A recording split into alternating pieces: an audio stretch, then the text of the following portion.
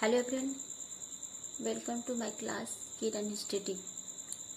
Correct use of preposition. At था इन eight छोटे स्थानों और बड़े स्थानों के एक भाग के लिए प्रयोग होते हैं तथा इन बड़े स्थानों और देशों के लिए प्रयोग होगा। जैसे सुरेश लिव इन कोलकाता। दूसरा I am born at Rampur. दूसरा इन एट था इनटू का प्रयोग। इन का प्रयोग स्थायी वस्तुओं के लिए किया जाता है, जबकि एट का डायरेक्शन और इनटू का प्रयोग गतिशील चीजों के लिए किया जाता है। जैसे ही इज इन बेड, वह बेड पे है। दूसरा he is at the top of the class, वह क्लास में शीर्ष पर आता है।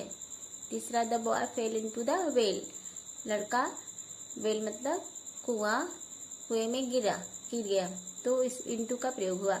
तीसरा इन एंड आफ्टर, इन भविष्य काल की अवधि बताता है या काम कुछ समय में होगा था। आफ्टर द्वारा यह मालूम होता है कार्य कितने समय बाद होगा। जैसे Raja will be coming in a couple of hours, Raja कुछ घंटों में आ जाएगा।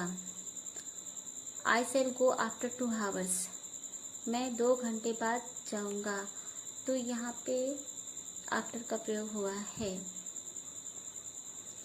ऑन एंड अपान का प्रयोग अस्थायी चीजों के लिए होता है, जबकि अपान का प्रयोग गतिशील चीजों के लिए होता है। जैसे he sat on a chair, he sat on a chair. The cat sprang upon the table, बिल्ली टेबल पर कूद पड़ी। ठीक। पांचवा बिहाइंड था आफ्टर का प्रयोग। बिहाइंड स्थान की ओर संकेत करता है और आफ्टर समय की ओर। The shop is behind the wall, दुकान तुम्हारे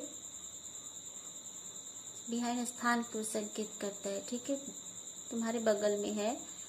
दूसरा Raju will come home after 2 hours, तो आफ्टर क्या है, समय को संबोधित कर रहे हैं।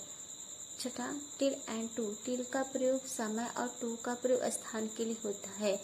My sister slept till 7 o'clock, और टू का प्रयोग स्थान के लिए होता है। I walk to the end of the street. सातवां बिसाइड था बिसाइड्स, बिसाइड निकट के लिए आता है तथा बिसाइड अतिरिक्त के लिए प्रयोग। My house is beside yours, मेरा घर तुम्हारे बगल में है, तो बिसाइड क्या है, निकट के लिए है, तुम्हारे निकट है।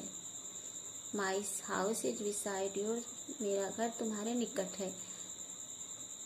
दूसरा बिसाइड टी ही ड्रंक कॉफी, टी के अतिरिक्त मतलब चाय के अतिरिक्त ही ड्रंक कॉफी, उसने चाय भी पी।